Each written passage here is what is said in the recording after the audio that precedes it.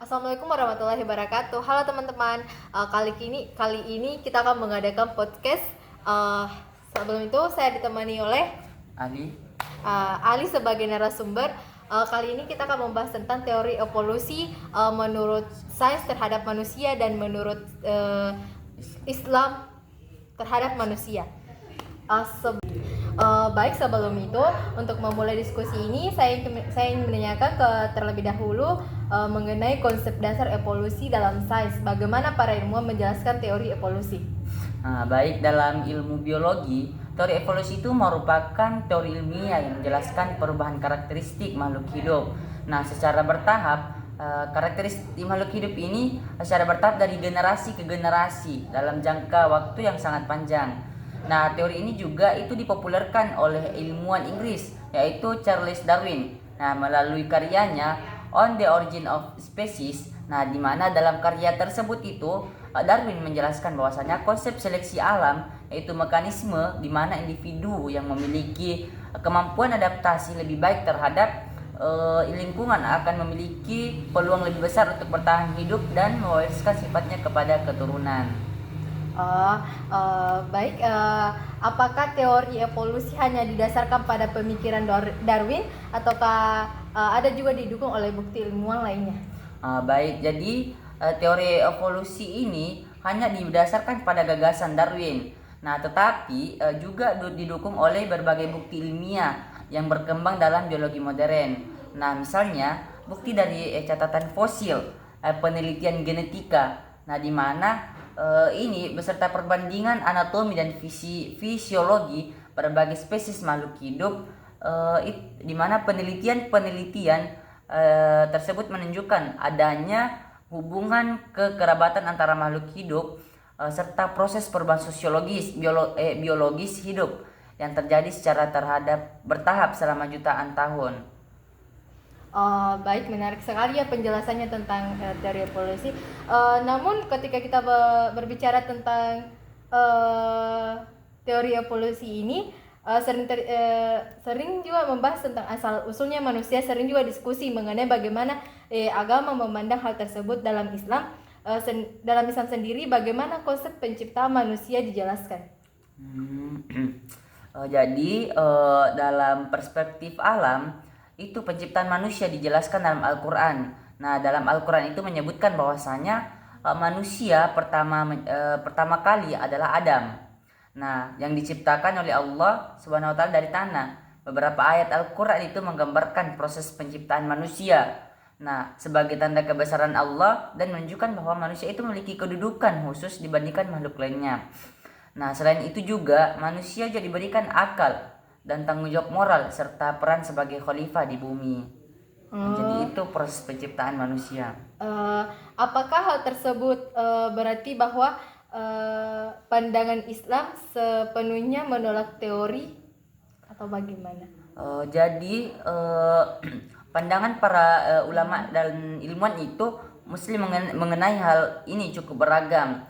Nah, ada beberapa pendapat. Sebagian berpendapat bahwa teori evolusi itu tidak dapat diterapkan pada penciptaan manusia.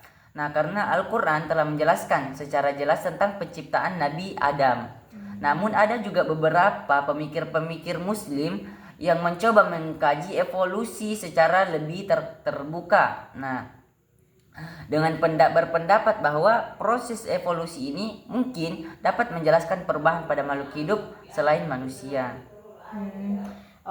Berarti dengan demikian ini dapat dikatakan bahwa sains dan agama memiliki pendekatan yang berbeda dalam menjelaskan kehidupannya masing-masing atau bagaimana? Nah, benar sekali. Jadi sains itu berfokus pada penjelasan empiris mengenai fenomena alam melalui metode ilmiah, penelitian dan pengamatan. Dan juga sementara itu, agama memberikan pemahaman yang lebih luas mengenai makna penciptaan, tujuan hidup manusia, serta nilai-nilai moral yang harus dijalankan. Jadi, oleh karena itu, keduanya dapat dipahami sebagai dua pendekatan yang saling melengkapi dalam memahami realitas kehidupan. Oke. Dari diskusi ini kita dapat melihat bahwa teori evolusi menurut sains menjelaskan proses perubahan biologis makhluk hidup melalui seleksi alam dan adaptasi lingkungan dalam waktu yang sangat panjang. Sementara dalam perspektif Islam, Al-Quran menjelaskan bahwa manusia pertama yaitu Nabi Adam alaihissalam diciptakan secara langsung oleh Allah Subhanahu wa taala dan memiliki kedudukan khusus sebagai khalifah di bumi ini. Nah, benar sekali. Jadi, oleh karena itu, penting bagi kita untuk memahami ilmu pengetahuan secara kritis dan terbuka. Nah, jadi sekaligus tetap menghargai nilai-nilai keagamaan. Dengan menghargai nilai-nilai keagamaan, cara tersebut sains dan agama itu dapat berjalan berdampingan. Nah, dalam membantu manusia memahami alam semesta dan kehidupannya. Baik, kalau kita lihat ada perbedaan mendasar yang antara sains dan Islam, terutama soal asal usul manusia ya. Jadi benar. Jadi dalam sains manusia itu muncul melalui proses evolusi tanpa intervensi langsung yang bisa diuji secara ilmiah. Nah, jadi sementara dalam Islam itu penciptaan manusia adalah tindakan langsung dari Tuhan dengan tujuan tertentu. Apakah ada upaya untuk menjembatani dan pandangan tersebut? Dua pandangan ini. Jadi ada beberapa pemikir Muslim atau para tokoh Muslim itu mencoba mengintegrasikan keduanya. Misalnya dengan mengatakan bahwa evolusi adalah mekanisme yang digunakan oleh Allah dalam menciptakan makhluk hidup. Nah, namun biasanya itu mereka tetap membuat pengecualian. Jadi ada pengecualian tertentu di mana untuk manusia itu bahwa Nabi Adam itu memiliki status khusus yang tidak sepenuhnya dijelaskan oleh evolusi. Jadi tetap ada pembatasannya ya? Ya, betul. Jadi terutama itu dalam menjangka keyakinan teologis itu ada batasannya sendiri. Berarti kalau kita refleksikan lebih dalam lagi, sebenarnya sains dan agama ini menjawab pertanyaan yang berbeda.